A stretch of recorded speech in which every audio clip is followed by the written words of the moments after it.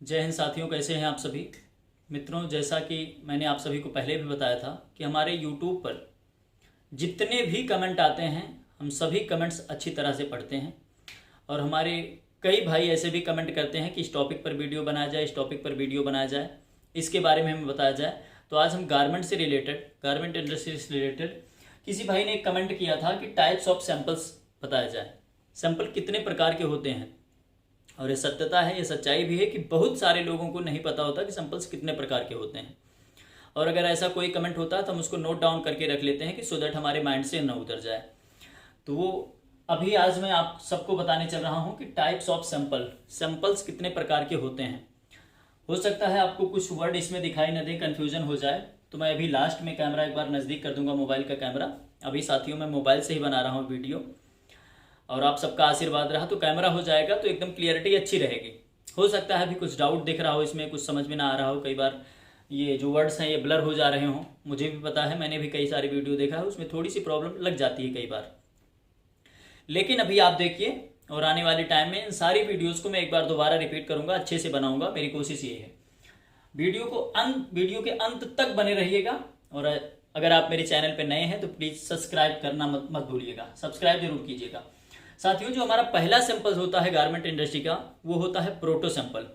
क्या proto sample होता है, उसे बोलते हैं फर्स्ट सैंपल बोलते हैं। वो फर्स्ट सैंपल होता है इंडस्ट्री का, ध्यान दीजिएगा। अब ये लिखा है, मैंने यहाँ पे मेंशन भी कर दिया है, it is developed from the design sketch. जो डिजाइनिंग होती है, जो डिजाइनिंग टीम होती है, जो स्केच बनाते हैं, उसके अकॉर्डिंग ये सैंपल बनाया जाता है। ये फिर उसके बाद जो दूसरा होता है फिट सैंपल। ध्यान दीजिएगा, पहला सैंपल कौन सा होता है, प्रोटो सैंपल, वो डिजाइन स्केच के द्वारा बनाया जाता है। ध्यान देना, जो डिजाइन का स्केच होता है, डिजाइनिंग स्केच होता है, वहां से डेवलप किया जाता है, उसके अकॉर्डिंग डेवलप किया जाता है। उसके बाद है एक आता है fit sample as per spec sheet and designing sketch. साथियों, जो फिट सैंपल होता है, जो स्पेक शीट होती है, उसके अकॉर्डिंग बनाया जाता है। और ये जो पहला प्रोटो सैंपल था, डिजाइन स्केच था, इसके अकॉर्डिंग बनाया जाता है। ये दोनों को फॉलो करते हुए ये सैंपल बनाया जाता है। कौन सा, फिट सैंपल, FITSAMPLE। पहला हो गया प्रोटो सैंपल, दूसरा हो गया फिट सैंपल। कुछ भी आपको डाउट होगा आप कमेंट कीजिएगा, मैं दूसरी वीडियो बना के अच्छे से और भी बेहतर तरीके से समझाने की कोशिश करूंगा। मुझे उम्मीद है कि आपको अच्छे से समझ में आ रहा होगा। दूसरा हो गया साथियों फिट सैंपल, पहला प्रोटो सैंपल, दूसरा हो गया फिट सैंपल। अब तीसरा आता है size set sample. Size set sample, it is made for checking garment fitting. ये गारमेंट की फिटिंग देखने के लिए बनाया जाता है। क्या देखने के लिए, गारमेंट की फिटिंग देखने के लिए, और ये दोनों फॉलो करते हुए बनाया जाता है। ये जो फिटिंग था ना स्पेक शीट से, ये बनाया जाता है फिटिंग देखने के लिए बेसिकली। ठीक है, यहां पर ये मैंने मेंशन भी कर दिया है। अच्छा, एक चीज इसमें और देखिएगा, ध्यान देने वाली बात है कि जो फिट सैंपल बनाए जाते हैं वो मैक्सिमम ऐसा ही होता है कि एक स्मॉल का बन गया, दूसरा लार्ज का बन गया, जंप साइज में बनाया जाता है। एक स्मॉल का हो गया, दूसरा मीडियम नहीं बनाते हैं, लार्ज का बना लेते हैं, फिर डबल एक्सेल का बना लेते हैं। मतलब बीच का जो होता है वहां से पता ही चल जाएगा अगर कुछ भी हो रहा होगा तो। ठीक है, अब तीसरा आता है कौन सा, चौथा साइड से सैंपल आपको समझ में आ गया होगा। अब एक होता है सेल्समैन सैंपल।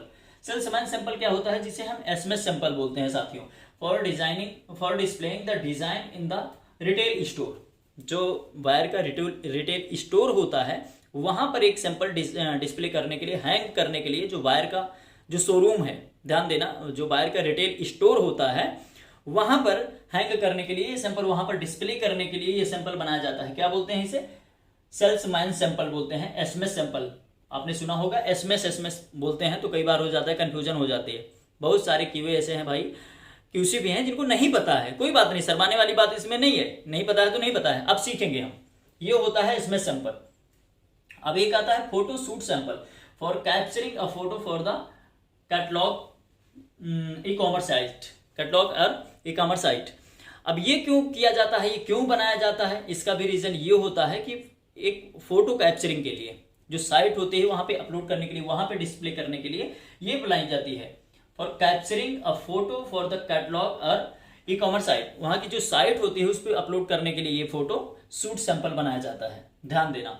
उसके बाद आता है, ये हो गया फोटो शूट सैंपल, कौन सा है, पांचवा सैंपल है। उसके बाद आता है प्री प्रोडक्शन सैंपल। क्या, प्री प्रोडक्शन सैंपल, जिसको बोलते हैं PPS। पीपीएस जिसको बोलते हैं। अब यहाँ से लगभग समझ में आने लगा होगा, प्रोडक्शन में जो काम कर रहे हैं उनको लगभग समझ में आने लगा होगा यहाँ से प्री प्रोडक्शन सैंपल से। वैसे तो साइड सेट और फिट भी समझ में आ जाता है, लेकिन ये जब आता है प्री प्रोडक्शन सैंपल, यहां से थोड़ा ज्यादा समझ में आ जाता है। अब pre production sample in the production line, ये क्यों बनाया जाता है? प्री प्रोडक्शन सैंपल जो होता है ये बेसिकली पीपीएस जो होता है ये प्रोडक्शन लाइन में ही बनना चाहिए। स्टार्टिंग जब होती है प्रोडक्शन स्टार्टिंग के पहले ही वहीं पे बनना चाहिए। लेकिन क्या होता है मैक्सिमम फैक्ट्रीज, जैसे मैक्सिमम क्या हर जगह लगभग यही करते हैं कि सैंपलिंग से बना के और भेज देते हैं, मर्चेंडाइजिंग टीम बनवाती है और वहीं से भेज देती है। ध्यान देना, ये होता है पीपीएस। मैक्सिमम फैक्ट्री वाले यही करते हैं कि मर्चेंडाइजिंग टीम सैंपलिंग डिपार्टमेंट से बनवाती है और वहीं से बना के भेज देती है बाइंग हाउस, फिर बायर को, ठीक है ना। लेकिन इसका जो रूल होता है वैसे इसको प्रोडक्शन यूनिट में बनाया जाना चाहिए, अच्छा होता है। साथियों अब ये समझ में आ गया होगा प्री प्रोडक्शन सैंपल। उसके बाद आता है एक आता है gold seal sample. Gold seal sample क्यों होता है? ये होता है approved production sample for production, for bulk production. Production बनाने के लिए जो अप्रूवल आती है, जो अप्रूव्ड सैंपल होता है कि प्रोडक्शन कैसी बनानी है, उसको हम कहेंगे क्या? Gold seal sample. क्या कहेंगे? Gold seal sample. ध्यान देना, इस पे पास होता है। ऐसे ही प्रोडक्शन फॉलो करनी है हमें, इसी को फॉलो करते हुए प्रोडक्शन बनानी है। अब एक आता है TOP sample after the bulk production. TOP sample कब होता है? जब हमारी प्रोडक्शन चलने लगती है, बल्क प्रोडक्शन बनने लगती है, बन गई, कुछ बन गई, ठीक है ना, ठीक है। अब उसमें क्या होता है? टीओपी निकाला जाता है। टीओपी टॉप ऑफ, टीओपी का फुल फॉर्म होता है टॉप ऑफ प्रोडक्शन। अगर कुछ भी कंफ्यूजन लगेगी, अगर कहीं किसी का फुल फॉर्म भी अगर कंफ्यूजन होगी तो वो भी आप पूछ लीजिएगा। टॉप ऑफ प्रोडक्शन होता है। टीओपी क्यों निकाला जाता है? टीओपी का रूल ये होता है कि जैसे प्रोडक्शन में टोटल क्वांटिटी है 5000 पीस की, प्रोडक्शन का कुछ पीस बन गया, अब उसको फिनिश भी कर ले हम, जैसे 100 200 300 पीस फिनिश हो गया, 10% एटलीस्ट फिनिश होना चाहिए।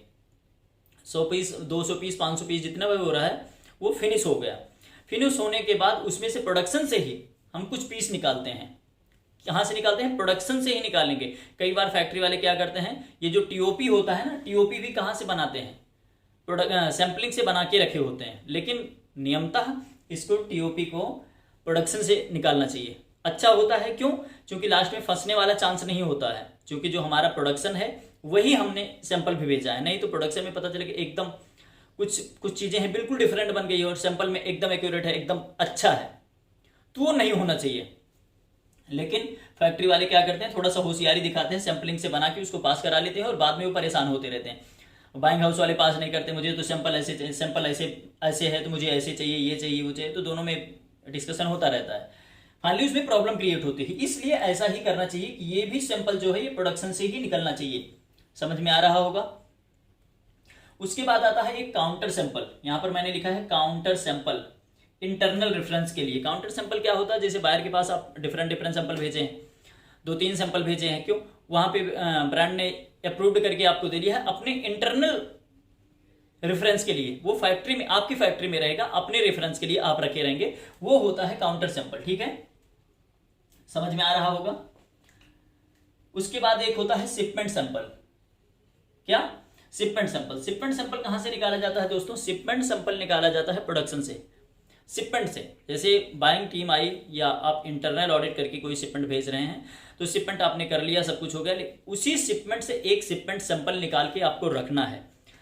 वो क्यों रखना है, किस लिए रखा जाता है, उसका भी रीजन ये होता है कि बाय द वे आपने शिपमेंट भेजा और उसमें कुछ प्रॉब्लम आ रही है, तो आपके पास एक सैंपल रहेगा, ब्रांड के पास एक, मतलब ऑफिस में एक सैंपल रहेगा, तो उससे हम उठा के चेक कर सकते हैं कि इसमें ऐसा था। मान लो अगर कोई क्लेम कर रहा है, कुछ भी प्रॉब्लम आ रही है, तो एटलीस्ट आप देख, या फिर कुछ भी देखना होगा आपको, तो आप वहां से वो सैंपल उठा के देख सकते हैं कि शिपमेंट ऐसी हमने भेजा है, उसमें ये ट्रिम्स लगे हैं, ऐसा है, ये है, वो है, जो कुछ भी है उसमें ये सारा कुछ आपको वहां से आराम से मिल जाएगा। अब एक होता है साथियों शोरूम सैंपल। ये शोरूम सैंपल क्या होता है? डिस्प्लेइंग इन शोरूम। शोरूम सैंपल होता है शोरूम में डिस्प्ले करने के लिए, शोरूम में लगाने के लिए एक शोरूम सैंपल बनाया जाता है, ये होता है शोरूम सैंपल। अब एक होता है जीपीटी। जीपीटी क्या होता है? Garment processing test, garment process test report होती है। ये जीपीटी का जो सैंपल होता है, सैंपल भेजा जाता है टेस्टिंग के लिए। जो टेस्टिंग के लिए सैंपल जाता है वही होता है, उसी को बोलते हैं जीपीटी। जीपीटी का मतलब गारमेंट प्रोसेस टेस्ट। ठीक है, समझ में आया होगा। ये टेस्टिंग मैंने लिख भी दिया है यहाँ पे। अब उसके बाद आता है एक डेवलपमेंट सैंपल। डेवलपमेंट सैंपल क्या होता है, जैसे मैंने आपको शुरू में बताया था, एक प्रोटो सैंपल, एक फिट सैंपल, एक साइज सेट सैंपल। जब तक प्रोडक्शन यूनिट को अप्रूवल नहीं मिल जाती है प्रोडक्शन बनाने के लिए, उसके पहले जो सैंपल बनाए जाते हैं वो कहां पे बनाए जाते हैं, ये ध्यान देना, कहां पे बनाए जाते हैं, ये बनाए जाते हैं सैंपलिंग में। कहां पे, सैंपलिंग में। लेकिन उसके बाद जो भी सैंपल बन रहे हैं ये सैंपलिंग में नहीं बनने चाहिए। फैक्ट्री वाले होशियारी करते हैं, वो एक अलग मैटर है कि सैंपलिंग में बना के फिर अप्रूवल ले लेते हैं, कुछ भी कर लेते हैं, वो एक अलग चीज है। लेकिन ये बनना चाहिए कहाँ, इसके बाद जो भी सैंपल बने ये प्रोडक्शन यूनिट में ही बनने चाहिए, ध्यान देना। लेकिन क्या करते हैं, ये सैंपलिंग में ही बना लेते हैं, ये सारे सैंपलिंग में ही बना लेते हैं। अब जो हमने डेवलपमेंट सैंपल लिखा है, डेवलपमेंट सैंपल इसी को कहते हैं, प्रोटो सैंपल, फिट सैंपल और साइड सेट सैंपल, ठीक है। ये होता है डेवलपमेंट सैंपल। अगर कोई बोलता है डेवलपमेंट सैंपल तो यही होगा, ठीक है। अब एक होता है red tag sample. Red tag sample जो होता है, गोल्ड सील अभी मैंने बताया था, यहाँ पे लिखा है gold seal sample, approved sample for production. Production के लिए जो प्रोडक्शन फॉलो करने हैं, जो प्रोडक्शन हमें कैसे जैसे बनानी है, उसके लिए जो सैंपल अप्रूव्ड होता है, जिसके अकॉर्डिंग, जिसको फॉलो करते हुए हम शिपमेंट बना रहे हैं, प्रोडक्शन बना रहे हैं, वही होता है गोल्ड सील सैंपल।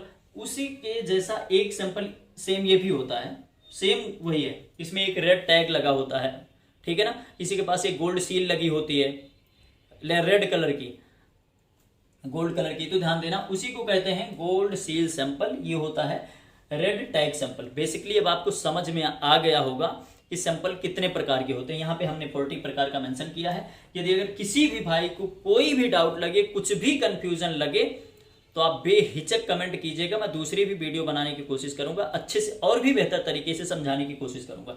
एक बार मैं फिर से रिपीट कर देता हूं, ये मैंने लिखा है प्रोटो फर्स्ट सैंपल जिसे बोलते हैं। एक होता है फिट सैंपल, प्रोटो के बाद जाता है फिट सैंपल, फिर तीसरा आता है साइज सेट सैंपल। क्या, साइज सेट सैंपल। फिर आता है सेल्समैन सैंपल, उसके बाद आता है photo shoot sample, photo capturing के लिए बनता है। ये प्री प्रोडक्शन सैंपल, ये बनाया जाता है, प्रोडक्शन लाइन में बनना चाहिए, लेकिन पीपीएस जो सैंपलिंग में बना लेते हैं लोग प्रोडक्शन स्टार्ट करने के पहले, ध्यान देना, ठीक है। उसके बाद जाता है गोल्ड सील सैंपल, ठीक है ना। उसके बाद एक होता है टीओपी सैंपल, प्रोडक्शन से निकालते हैं, आपको पता ही है, फिनिशिंग से जो फिनिश हुआ गुड्स होता है उसमें से निकालते हैं। एक होता है काउंटर सैंपल, यहाँ पे लिखा है इंटरनल रेफरेंस के लिए होता है काउंटर सैंपल। फिर शिपमेंट सैंपल होता है, जो शिपमेंट भेजी जाती है उसमें से, जैसे 5000 की क्वांटिटी है, 5000 पीस भेजा जा रहा है, तो एक पीस या 4999 पीस भेजेंगे, आप एक पीस रखेंगे, लेकिन एक पीस आपको रखना ही चाहिए। ये होता है शिपमेंट सैंपल। उसके बाद एक होता है शोरूम सैंपल, शोरूम में हैंग करने के लिए, शोरूम में डिस्प्ले करने के लिए, ये होता है शोरूम सैंपल। एक होता है जीपीटी सैंपल, जीपीटी मतलब टेस्टिंग के लिए जो सैंपल भेजा जाता है, ये होता है जीपीटी। एक होता है डेवलपमेंट सैंपल, डेवलपमेंट सैंपल के अंदर उसके अंतर्गत यही तीनों सैंपल आएंगे, आपको पता है। मतलब ये प्रोडक्शन स्टार्ट होने के पहले, प्रोडक्शन की अप्रूवल मिलने के पहले जो भी सैंपल बनाए जाते हैं वो सैंपलिंग में ही बनाए जाते हैं, और उनको क्या कहा जाता है, डेवलपमेंट सैंपल। वो सारे सैंपल्स किसके अंतर्गत आएंगे, डेवलपमेंट सैंपल कहे जाएंगे। एक होता है रेड टैग, जैसे गोल्ड सील सैंपल। मुझे उम्मीद है कि ये सारे सैंपल के बारे में आपको पता चल गया होगा। कुछ भी कंफ्यूजन होती है, अच्छा, जब हम क्यूए का इंटरव्यू देने जाते हैं, सीनियर क्यूए का इंटरव्यू देने जाते हैं, डी क्यूए का इंटरव्यू देने जाते हैं, तो ये क्वेश्चन हमसे पुटअप कर लिया जाता है। कई बार हमसे ये पूछा जाता है कि टाइप्स ऑफ सैंपल बताओ, सैंपल कितने प्रकार के होते हैं, या गोल्ड सील सैंपल क्या होता है, या प्री प्रोडक्शन सैंपल क्या होता है, पीपीएस क्या होता है, इसके बारे में हमसे पूछ लिया जाता है। लेकिन जानकारी के अभाव में हम वहाँ पे बता नहीं पाते हैं और हमें रिटर्न आना पड़ता है, हम इंटरव्यू फेल हो जाते हैं। ध्यान देना, किसी भाई ने एक कमेंट और किया है कि डी क्यूए के बारे में बताया जाए, तो डी क्यूए की भी हम वीडियो बनाएंगे, अच्छे से बनाने की पूरी कोशिश करेंगे कि समझ में आ जाए। मुझे उम्मीद है कि ये सारी बातें आपको समझ में आ गई होंगी, जितना हमने इस पे मेंशन किया है, जितना हमने जो कुछ भी समझाया, इसलिए मैंने मेंशन करके अच्छे से समझाने की कोशिश किया है। फिर भी अगर किसी भाई को कोई भी डाउट लगे, कोई भी कंफ्यूजन लगे, तो बेहिचक कमेंट कीजिएगा। मैं और भी बेहतर तरीके से वीडियो बनाऊंगा और भी बेहतर तरीके से समझाने की कोशिश करूंगा। साथियों, कमेंट करना ना भूलिएगा, लाइक, अगर वीडियो पसंद आए तो लाइक करना भी मत भूलिएगा, और सबसे ज़्यादा जो मेरा निवेदन है आपसे कि मेरे चैनल को सब्सक्राइब करना ना भूलिएगा और शेयर भी करना ना भूलिएगा, ताकि और भी भाइयों को सीखने का मौका मिल सके। जय हिंद साथियों।